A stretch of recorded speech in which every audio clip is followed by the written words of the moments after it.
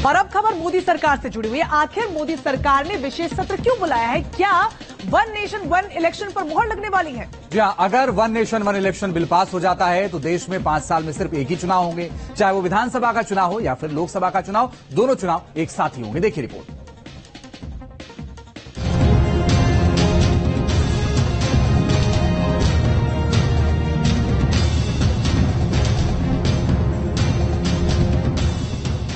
क्या पूरे देश में एक साथ चुनाव होंगे?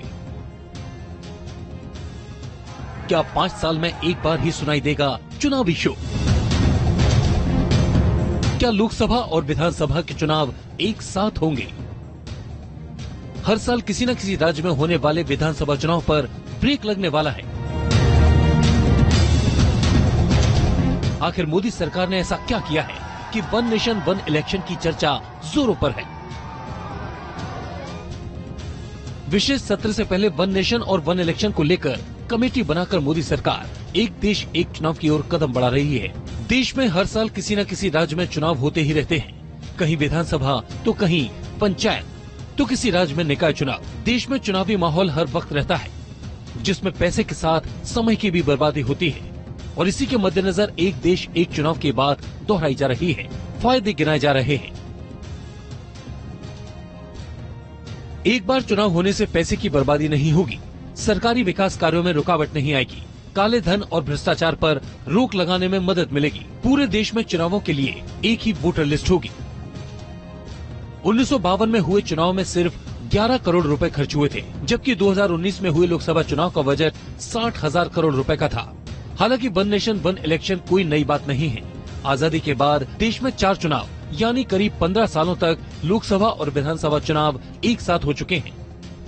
1952, 1957, 1962 और 1967 में लोकसभा और विधानसभा का चुनाव एक साथ हो चुका है, लेकिन 1970 में लोकसभा और उससे पहले कई राज्यों में विधानसभा भंग होने के कारण ये परंपरा टूट गई। लेकिन मोदी सरकार एक बार फिर से वन नेशन वन इलेक्शन को लागू करने का मन बना चुकी है। प्रधानमंत्री कई बार इसके फायदे गिना चुके हैं। इनमें से एक फायदा है पैसे और संसाधनों की बचत, लेकिन सवाल ये है कि ये कैसे संभव है। तो 2023 में अभी 5 राज्यों में विधानसभा चुनाव होने हैं, जबकि 4 राज्यों में विधानसभा चुनाव मई में संपन्न हुआ है और 2024 में 3 राज्य यानी आंध्र प्रदेश, ओडिशा और अरुणाचल प्रदेश में चुनाव है। यानी मई 2023 से लेकर जून 2024 तक सिर्फ एक साल में 11 राज्यों में विधानसभा चुनाव और 2024 में मार्च अप्रैल में लोकसभा चुनाव है। यानी एक साल में ही 11 राज्य में अलग अलग समय पर विधानसभा चुनाव के दौरान संसाधन और पैसे का खर्च होगा। फिर लोकसभा चुनाव के दौरान भी उन राज्यों में संसाधन और पैसे का खर्च होगा। साथ ही आचार संहिता की बंदिशें भी झेलनी पड़ेंगी। सत्ता पक्ष का दावा है कि अगर पूरे देश में लोकसभा और विधानसभा का चुनाव एक साथ होता है तो हजारों करोड़ रुपए की बचत होगी।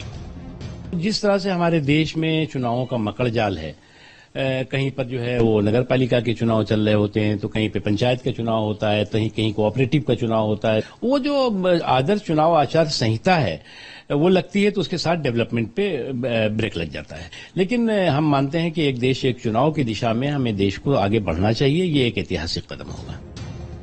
लेकिन वन नेशन और वन इलेक्शन के रास्ते में कई अड़चने हैं। संसद से सिर्फ प्रस्ताव पास कराने से पूरे देश में वन नेशन और वन इलेक्शन का कानून नहीं बन पाएगा। संविधान विशेषज्ञों के मुताबिक इसे एक पूरी प्रक्रिया से गुजरना पड़ेगा। इसके लिए संविधान में संशोधन करना पड़ेगा। दोनों सदनों से 2/3 बहुमत से पास कराना होगा।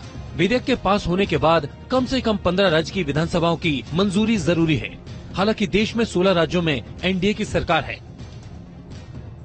लेकिन सवाल ये है कि आखिर केंद्र सरकार को संविधान के किन आर्टिकल में संशोधन करना होगा। वन नेशन वन इलेक्शन कानून को लागू करने के लिए कम से कम 5 संशोधन करने होंगे।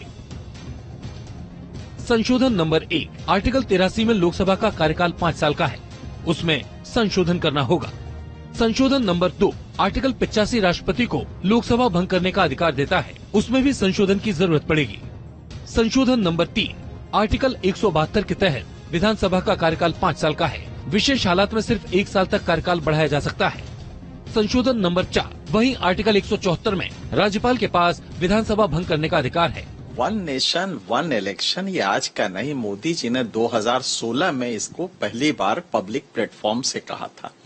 लेकिन मोदी जी के पहले ये लॉ कमीशन के रिपोर्ट में 1999 में आ चुका है, 1983 में इलेक्शन कमीशन के रिपोर्ट में आ चुका है। ये कोई नई चीज नहीं है और ये कमेटी बनाई गई है, ये कमेटी देश भर में घूमेगी। लेकिन जहां विपक्ष की सरकार है, उन राज्यों में विधानसभा भंग करना और उन राज्यों को वन नेशन और वन इलेक्शन में शामिल करना किसी चुनौती से कम नहीं है।